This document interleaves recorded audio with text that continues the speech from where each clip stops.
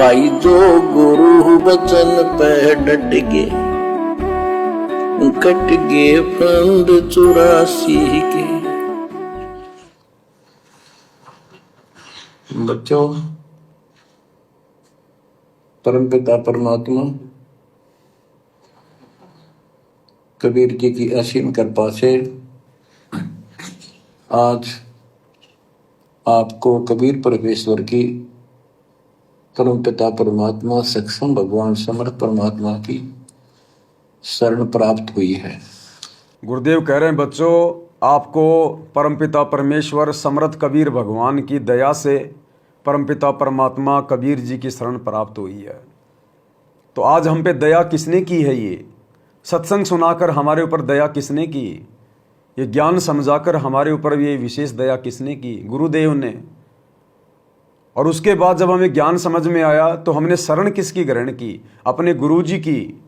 तो दोनों स्थिति में हमारे गुरुदेव ही हैं, यानी जिनकी दया से हमें शरण प्राप्त हुई है वो भी हमारा गुरु है, और जिसने दया करी है वो भी हमारा गुरु ही है। यानी कबीर जी की दया से हमें सत्संग सुनने को मिला, और कबीर जी यानी गुरु जी की हमें शरण प्राप्त हुई है। तो हमारे गुरुदेव ही सब कुछ हैं। इस सत भक्ति में कबीर परमात्मा खुद ही गुरु बन के आता है, खुद ही हमारे ऊपर दया करता है, मेहर करता है, हमें सद्बुद्धि देता है, हम ये ज्ञान समझ पाते हैं। इनके विशेष आशीर्वाद के बिना हम इनके सत्संग भी नहीं समझ सकते। दुनिया भर के लोग इनके सत्संग सुनते हैं, लेकिन मुट्ठी भर लोग आज इनकी शरण में नहीं हैं। तो जिस पर ये परमात्मा दया करता है, जिसका ज्ञान योग खोलता है, उसी को इनके प्रवचन समझ में आते हैं। सब सुमरे अपने अनुमाना तो गति लखी न जाए, कहे कबीर कृपया कर जिस पर ज्यों की त्यों समझाए। ये गुरुदेव भगवान अपनी जिस आत्मा पर दया करता है वही इनके प्रवचनों को समझ सकता है।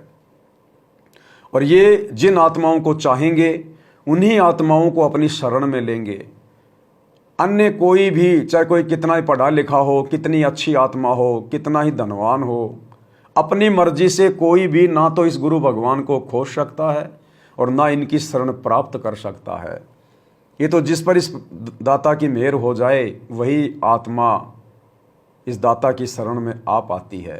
तो आप और हमारा सौभाग्य नहीं, आप और हमारा अजब गजब का परम सौभाग्य है कि गुरुदेव ने इस अरबों खरबों की भीड़ में आप और हम चंद आत्माओं को चुना है, अपनी शरण में लिया है, हमें मोक्ष प्राप्ति का मौका दिया है। इस काल के 21 ब्रह्मांड रूपी कुएं में जो हम युगों युगों से पड़े हुए हैं, परमेश्वर हमें शतलोक रूपी समुद्र की सैर करवाना चाहते हैं, हमें अखंड सुख देना चाहते हैं।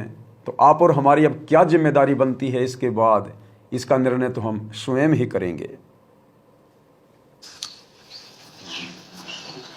पुण्यात्माओं, कितना संसार भरा पड़ा है।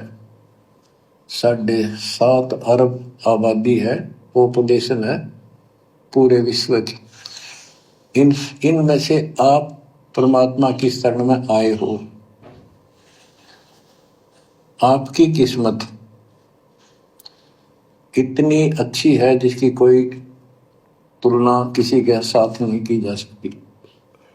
3 लोक का राज जय जीव को कोई दे, लाख बधाई क्या करे जो नहीं नाम तेने। तीनों लोकों का राज्य भी यदि इस प्राणी को, इस जीव आत्मा को यदि दे दिया जाए तो भी कहते हैं उसको क्या बधाई दें, वो तो अगले जन्मों में राज भोग के गधा बनेगा। क्या राज्य किया उसने, क्या सुख प्राप्त किया उसने। यहाँ पर पहले तो रसगुल्ला खा लिया और फिर मिट्टी फांक ली, गोबर खा लिया। एक हरि की भक्ति बिन राजा गधा होए, माटी लदे कुमार की घास न डाले कोई। 10 किलो देसी घी का हलवा बनाया और फिर उसमें 1 मिट्टी बाड़ू रेत की डाल दी। अब क्या फायदा वो हलवा बनाने का, वो हलवा खाने का। तो इसी प्रकार यदि आपके पास सत भक्ति नहीं है तो आपको चाहे कोई तीनों लोकों का राजा भी क्यों ना बना दिया जाए, अंत में आपकी वही दुर्गति होगी 84 लाख योनियों में जाके। और जब आप गधे बनेंगे, कुत्ते बनेंगे, तो आपको वो राज्य का सुख याद नहीं रहेगा। वो 56 प्रकार के भोग जो आप खाया करते थे वो आपको याद नहीं रहेंगे। उस समय तो कष्ट ही कष्ट होंगे। तो परमात्मा कहते हैं भाड़ में जाओ ऐसा सुख, जिस सुख को प्राप्त करने के बाद भी हम दुखी जीवन जिए। और वो सुख करते करते भी यहाँ जीव को शांति नहीं है। लोग मंत्री बन जाते हैं, प्रधानमंत्री बन जाते हैं, और बीच में किसी कारणवश उनको जेल जाना पड़ जाता है। तो यहाँ का सुख जिसको हम सुख मान रहे हैं, उसमें भी सुख नहीं है। दिन रात चिंता बनी रहती है, टेंशन लगी रहती है। गुरुदेव भगवान कहते हैं, एक परिवार का मुखिया, जिस परिवार में मुश्किल से 5 या 7 सदस्य होते हैं, वो एक परिवार का मुखिया उनका भरण पोषण करने में, उन बच्चों की फीस जुटाने में, उनके कपड़े जूते जुटाने में, वो एक परिवार का मुखिया कितना दुखी रहता है। सारा दिन बैल की तरह कमाता है और कितनी उसको चिंता होती है। कोई बीमार हो गया, किसी का पैर टूट गया, कोई एक्सीडेंट हो गया, किसी की शादी आ गई, किसी का कुछ आ गया। तो सोचिए, राजा जिसको हम सुखी मानते हैं, वो राजा तो पूरे देश का मुखिया है, पूरा देश उसका परिवार होता है। कहीं बाढ़ आ रही है, कहीं फ्लड आ रही है, कहीं भूकंप आ गया, कहीं पर कोई स्ट्राइक हो गई, कहीं आंदोलन हो रहा है, कहीं उसका एमएलए टूट गया, पता नहीं उसको तो दिन रात कितनी चिंताएं, कितनी टेंशन सताती रहती हैं। रातों को गोलियां खा खा के सोता है, नशा करके सोना पड़ता है राजा लोगों को। और मरने के बाद फिर वैसे उनकी दुर्गति, सीधे गधे बनेंगे, कुत्ते बनेंगे, नरक में ठोके जाएंगे। तो भाई और बहनों, परमात्मा कहते हैं, यहाँ सुख नाम की चीज भी नहीं है। इस काल ने केवल तुम्हारे को भूल भुलैया में डाल रखा है कि तू राजा बन गया, तू बहुत बड़ा आईपीएस अधिकारी बन गया, तू बहुत बड़ी पोस्ट पे लग गया, और उसकी समाज से फिर उसी में बर्बाद करवा देता है। अब जैसे एक व्यक्ति पढ़ लिख के सीए बन गया, चार्टेड अकाउंटेंट बन गया, अब क्या करेगा वो सारा दिन?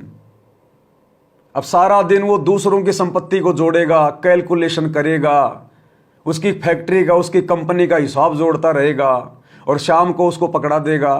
उसके हाथों 1 रुपया भी नहीं आया, रोजाना लाखों का, करोड़ों का लेन देन करता है, और शाम को खाली हाथ अपने घर आता है, अपनी श्वासों को बर्बाद करके आता है।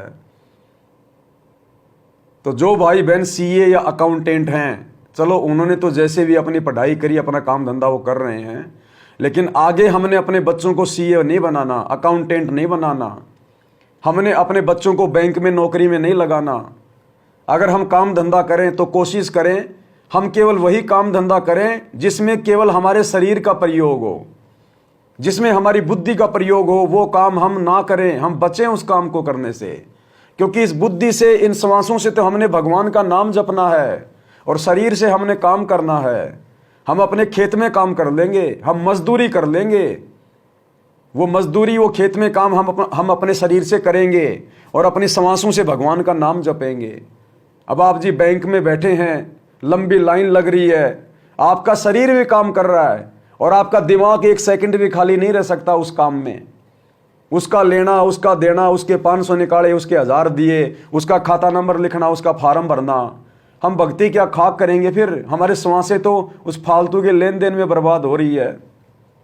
वो सीए, वो चार्टेड अकाउंटेंट 24 घंटे गुणा बाकी करता रहेगा, कैलकुलेटर हाथ में लेके जोड़ गुणा बाकी करता रहेगा, उसकी जीएसटी निकालता रहेगा, सारा दिन, पूरा दिन उसकी श्वासें बर्बाद होती रहेंगी। तो भाई और बहनों, यदि हम काम भी करें तो मालिक के ज्ञान को आधार बनाकर करें। यदि हम अपने बच्चों को पढ़ाएं, शिक्षा दिलाएं, तो उसी हिसाब से दिलाएं जिससे हमारे बच्चे का जो मानसिक बोझ है वो बिल्कुल ना हो, उसकी श्वासें बर्बाद ना हो, केवल शरीर से वो काम करे। जैसे आपने कोई सिलाई का काम कर लिया, अपने हाथ पैरों से काम कर रहे हो, मुख से भगवान का नाम जप रहे हो, परमात्मा जी का आप सत्संग सुन रहे हो, यानी आपकी ऊपर की खोपड़ी बिल्कुल फ्री है, केवल आपका शरीर काम कर रहा है, बाकी आप अपनी भक्ति कर रहे हो। तो हम काम धंधा भी करें तो परमात्मा के आशीर्वाद से इस प्रकार का करें जिससे हमारे श्वासें बचें। मानसिक टेंशन वाला, मानसिक मेहनत वाला काम हम बिल्कुल ना करें, बचें, कहने का मतलब है, क्योंकि हमने इस परमेश्वर की भक्ति को प्रथम महत्व देना है। ये मनुष्य शरीर हमें परमात्मा की भक्ति करने के लिए मिला है। अरे बाकी योनियों में तो हम खूब मेहनत करते हैं, गधे बन के, बैल बन के, ऊंट बन के, दिन रात हम लोग मेहनत ही तो करते हैं। इस मनुष्य जन्म में यदि हम सतगुरु की शरण में आ जाएंगे, थोड़ा सा भी अगर बुद्धि विवेक का इस्तेमाल करेंगे, तो परमात्मा हमें सद्बुद्धि भी देगा, और परमात्मा हमारे साथ में भी रहेगा, और हमारे श्वासों का सदुपयोग भी कर भाई जो गुरु बचन पे डट के कट गे फंद 84 के, कट गे फंद 84 के, कट गे फंद 84 के।